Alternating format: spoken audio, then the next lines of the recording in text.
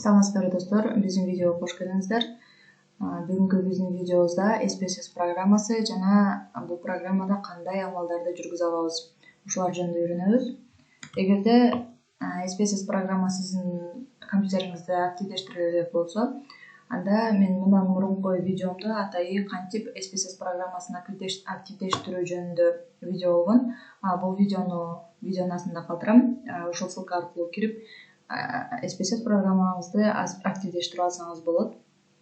Бүгүн болсо SPSS программасында кандай анализдерди же болбосо амалдарды жүргүзө алабыз, ошол жөнүндө сүйлөшөбүз. Негизинен эле SPSS программасы деген эмне? SPSS программасы 1968 жылдары ойлонуп чыгарылган, түзүлгөн. SPSS программасында негизинен статистикалык амалдарды жүргүзүү мүмкүнчүлүгү бар. Статистикалык программа десек болот. Статистикалык анализдер жүргүзгөн программа. Бул программаны негизинен социологдор, медиктер жана маркетингдик чөйрөдө колдонууга мүмкүн. Негизинен эле бардык чөйрөлөрдө колдонсок болот. Мисалы, бул программада атайы жасалып алынган анкетаны сурамжылоонун статистикалык амалдарын жүргүзө алабыз. SPSS программасында 2 терезе бар. Variable Weave жана Date Weave. Астынан көрүп турганыңыздардай, бул 2 терезе.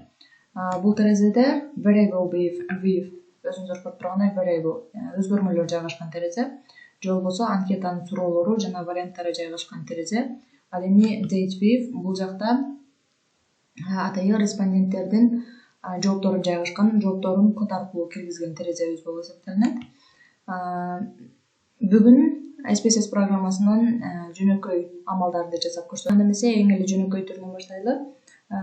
Амалдардын эң эле жөнөкөй түрү жыштык таблицасын чыгарууну үйрөнөлү. Дескриптивдик статистика бөлүмүнөн жыштыктар таблицасын чыгарып алсак болот. Биз турамызга кеттикпи?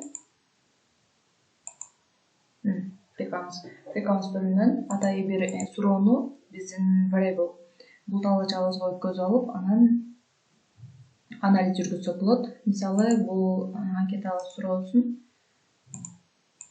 Бул суроону эгерде кааласаңыздар, узун аталышындагы, кыска аталышындагы берсеңиздер болот. Бул суроону басып, мышканын оң жагын басканда бул таба көрүнөт, функциялар көрүнөт. Бул жерден variable names кыска аталышына өткөрүп, мындай жол менен да иштесек болот. Бул жол дагы ыңгайлуу жол болуп эсептелинет.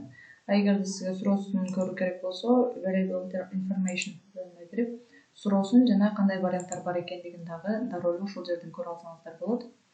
Учурда өлкөдө түзүлгөн жалпы коомдук саясий жагдай сизди кандай деңгээлде канааттандырат деген суроо экен. Жана бул жерде варианттары берилиптир.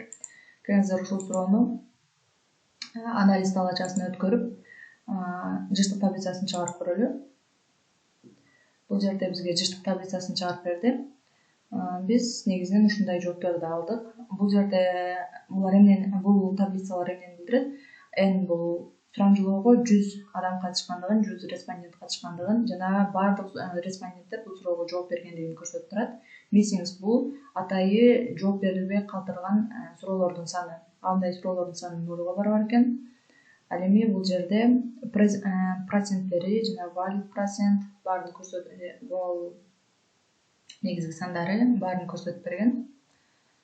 Жана ошондой эле өзүңүздөр билгендей, социологияда негизинен көп жооптуу суроолор дагы бар. Негизинен анкетада көп жооптуу суроолор дагы бар. Ал эми көп жооптуу суроолорду ушул эле жол менен иштей турган болсок, анда туура эмес анализдерди ала алабыз.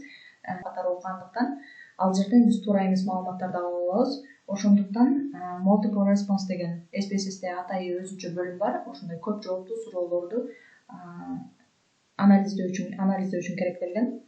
Ал көп жооптуу суроолорду анализдөө үчүн жасалган. Бул бөлүмгө киребиз дагы.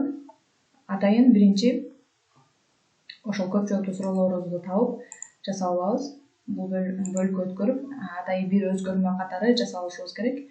Мисалы, биздин 4-үнчү сурообуз көп жооптуу суроо экен. Суроосын карап коелу. Экономикалык кризис, учурдагы абал деген маселе боюнча суроо экен. бул суроолордун баарын бирдей эле белгилеп туруп, бул талаачага өткөзүп алабыз биздин анализ талаачабыздан. Бул жерде айта кетүүчү нерсе, эгерде сиз баардык көп суроолорду белгилей турган болсоңуз, анда shift жана бул жактагы стрелканы басып туруп баарын белгилеп алсаңыздар болот.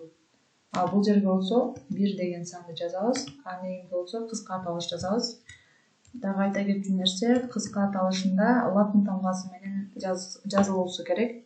Жана ошондой эле пробел коюуга болбойт. Бул жерде пробел жок. Пробелдин ордуна же точка, же черточка колдонсоңуздар болот. Жана бизде мындай уже эмеси бар экен, муну тазалап салып дагы. Кайрадан жасап көрөлү.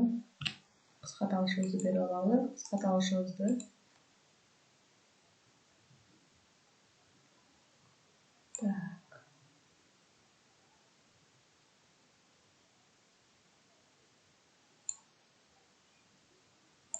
төртүнчү суроону белгилеп, shift басып туруп, астындагы стрелканы басканда баары белгиленет. Жана аны атай анализдер талаачасына өткөзүп алып, бул жерге 1 деген санды жазабыз. Ал эми неймге кыска аталышын беребиз. Кыска аталышы латын тилинен болуш керек, латын алфавитинде болуш керек. Кириллица алфавитин кабыл болбойт. Жана кыска аталышын бергенде пробел колдонууга болбойт. Пробелдин ордуна черточка же болбосо точка колдонсоңуздар болот. Мисалы, маселе крөдө деп коем. Кыргызстандагы маселелер. Узун аталышын черточка менен пробел колдонуп жазсаңыздар болот. Кааласаңыздар узун аталышын бербей койсоңуздар деле болот. Бул жерге add басканда, добавить же болбосо сактоо бөлүмүн басканда бул жакка сакталат. Анан бул бөлүмдү жаап туруп, кайрадан анализдер бөлүмүнө келип, multiple response жана frequency бөлүмүнө келип, биздин маселелер бул жакта пайда болду. Аны атай анализ талаачасын өткөзүп, окей баскычын басканыбызда көп жолдуу суроолордун жыштык таблицасын ала алабыз. Жыштап жатат. Мына ошондой. Бул жерде өзүңүздөр билгендей бир эле респондент бир канча варианттарды тандоого мүмкүнчүлүгү болгондуктан бул жерде биздин проценттерибиз аябай көп чыгат. Себеби бир эле респондент көп жоопту тандаганда, ал ар бир жоопту бирден респондент катары окуганда проценти көп чыгып кетет. Биз негизи анализибизде бул бөлүмүн иштетсек болот. Себеби бул жерде баардык респонденттердин жообун 100% катары кабыл алып эсептеген. Мисалы, бул жерде проценттер бөлүгүн колдоно алабыз. Жана ошондой эле биз кээ бир анализдерди жүргүзүп жатканда группаларды салыштырсак болот. Жана ошондой эле кээ бир учурларда фильтрди да киргизип койсок болот. Келиңиздер, анда кезеги менен кетели. Биринчи, группаларды салыштыруу учурунда compare group, бул группаларды салыштыруу. Бул жерде дагы ошондой эле логика колдонулат. Бул жактан бир берилишти тандап, бул талаачага өткөзөбүз дагы, окей баскычын басканда ушул группа менен биздин анализ бөлүмүндө берилген группаны салыштырышат. Бул жерде мисалы жынысына карап салыштыралы. Эркектер кандай жооп берген, ал эми аялдар кандай жооп берген деп салыштырат. Анализдер бөлүмүнө кирип, баягы эле жыштык таблицасын чыгарганда ушул эле суроосун карайлы.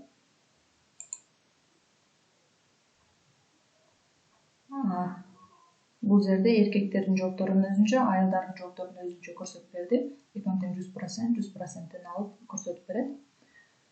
Ошондой эле бул жактан фильтр дагы киргизип койсок болот. Бул жакта дагы мисалы бизге кээ бир вариант белгилеген адамдардын гана жообун анализдөө кызыктуу болуп жатса, анда бул жерде белгилеп койсок болот. Мисалы, билимиңиз деген суроону алып эле, кайра дагы ушул биздин талаачага өткөзүп, барабар белгисин коюп, азыр билимдин жоопту маалыматын көрүп алалы. Билимде кандай коддоштурулган. Башталгыч билим алгандар 1 деген, бүтпөгөн орто билим алгандар 2 деген, орто билим алгандар 3 деген сандар менен коддоштурулуптур. Ал эми жогорку билим алгандар 7 деген сан менен коддоштурулуптур. Анда эмесе бизге жалаң гана 7 же болбосо жогорку билим алган респонденттердин ою бизге кызыктуу болуп жатат десек, 7-ни басып туруп, анан continue окей деп сактап коелу. Ал эми split файлды өчүрүп салалы. Себеби биз азыр турамыз маалыматтарды алып калабыз, эгерде экөө тең бирдей убакытта күйүп турган болсо. Эми келиңиздер, кайра эле анализге келип туруп, discrete using статистика и frequency'га келип туруп, ушул эле суроону, же болбосо башка суроону алсак деле болот. Мисалы, uzun аталышын утуп алалы.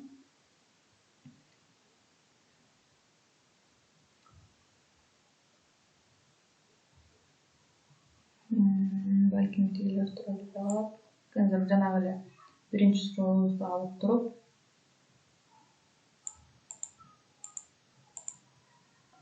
фильтр менен иштеп көрөлү. Ал жерде жогорку билим алгандардын гана кандай ойдо экендигин көрө алабыз.